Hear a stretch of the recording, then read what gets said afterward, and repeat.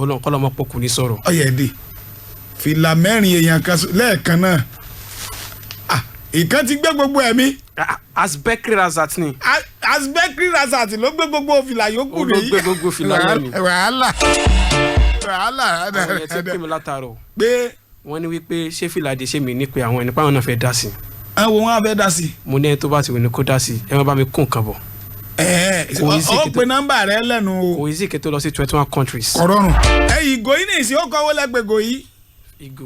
ìgò tí mo ní wọ́n ṣe lọ́dún 1909. 1909 lẹ́gbẹ̀ẹ́ 1909 ni. òní náà sì ní 99. òní náà sì ní 99. ọ̀dà ọba mu báwọn. ẹ̀yin ẹ ká èsì àbẹ́ẹ̀mọ̀ àbísẹ́ ẹ̀ lè ká èsì àbíkẹ́ lomi ọkà torí gòyìn mi ò rò pé èèyàn lè ríran nù rẹ o. nítorí pé èèyàn mẹ́kún sọ ká mọ́ sìnkú mọ́. nítorí pé èèyàn mọ ẹkún sun ká mọ̀ sin òkú mọ́. tí n bá wa ka fíṣọ kí làwọn ọmọ mi CBC fẹ́ gíná. àwọn CBC. àwọn àrùmàtàǹgà. àwọn lúbúlúbú ojú ọlọ. onílé jẹ́ fìlà dé. àwọn náà lájọṣe papọ̀ collectively ni. ọyẹ ẹ̀ka bọ́lọ̀ ń bá ní ẹ̀rí ìran kàfìlẹ̀ ẹ̀yìn tẹ́ ẹ fẹ́ kà yìí bọ́lọ̀ ń bá ní ẹ̀rí ìran kàfìlẹ̀ tó dé mi ò rí ìran lójú yín mọ́ rárá. lágbọn North Central America orílẹ̀-èdè Canada fi àyè El Salvador pẹ̀lú àmì 3 sódò. orílẹ̀-èdè Panama àti orílẹ̀-èdè Mexico àmì ayò kọ̀ọ̀kan náà gbá.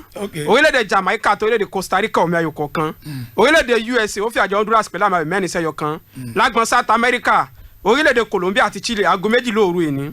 orílẹ̀-èdè Argentina àti Bolivia aago 2 àbọ̀ òru mọ́jú èní náà ni. bákan náà orílẹ̀-èdè Brazil àti orílẹ̀-èdè Peru aago kòru mọ́júmọ́ ọ̀la yóò wáyé. ní agbọn Europe orílẹ̀-èdè Albania fi àjẹ San Marino pẹ̀lú àmì 5 sódò. orílẹ̀-èdè Belarus fi àjẹ orílẹ̀-èdè Belgium ó fi àjẹ Belarus ẹyọkan sódò ni. orílẹ̀-èdè Greece fi àjẹ Sweden 2 sẹ́yọkan. orílẹ̀-èdè Hungary òun fi àjẹ Andorra àmì ayò 2 sẹ́yọkan. orílẹ̀-èdè Germany ó fi àjẹ Iceland pẹ̀lú àmì 4 sódò. orílẹ̀-èdè Italy fi àjẹ Lithuania 5 sódò. orílẹ̀-èdè Spain fi àjẹ Kosovo 2 sódò.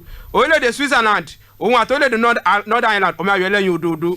orílẹ̀-èdè Poland àti ilẹ̀ Gẹ̀ẹ́sì ọmọ ayò kọ̀ọ̀kan. orílẹ̀-èdè Wales àti orílẹ̀-èdè Estonia ọmọ ayò ẹlẹ́yin òdòdó ni òun ni wọ́n gbá wọlé lánàá ọmọ ayò ẹlẹ́yin òdòdó ni. àwọn kálukú tí wọ́n bá rẹ̀ kú sí báyìí. ẹni tí ó ya pépà ó ti yá dànù ẹni tí ọmọ rẹ́rìn ọmọ rìn tọ àárín jù bá ń lọ àbí. Fìlà dé ẹ pè nọ́mbà yìí fáwọn èèyàn àwọn kan lè fẹ́ dá sí láti ìgbà kò sí tí ò lè ṣẹlẹ̀. wọ́n ti ń dààmú mi láti àná. ó yẹ pè nọ́mbà yìí. 090 50 27 53 64. ẹ tún pè. 090 50 27 53 64. ẹ dákun ẹ máa wọlé pẹ̀lú ṣú gẹ́sà ìsì ebi ẹ̀ ń tẹ́ ń wọ̀ káàkiri látijọ́ ìyẹn náà ni. ṣú gẹ́sà ìsì wọ́n ti kọ́ ní white torí pé ọ̀yẹ́mbà ní orílẹ̀-èdè Mexico. èwo tún nìyẹn. ọ̀yẹ́mbà.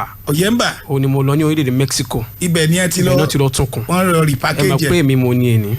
ẹ nílé ni ẹyin lè lè. Fìlà dé lè ní wọ́n ti bá mi repackage. alẹ́ rí ẹ gbé òkè dáadáa wọ́n tún kùn lóòótọ́ ọ̀yẹ́mbà. wọ́n ti change ìtẹ̀lẹ̀ yẹn. ìtẹ̀lẹ̀ rẹ̀ wọ́n yí padà. wọ́n ti yí padà. ọ̀yẹ́mbà bí. ọ̀yẹ́mbà ni. lórílẹ̀‐èdè Mexico. Ọlọ́run ò ní yẹ̀mọ̀ràn kálukú wa ẹ ṣé o.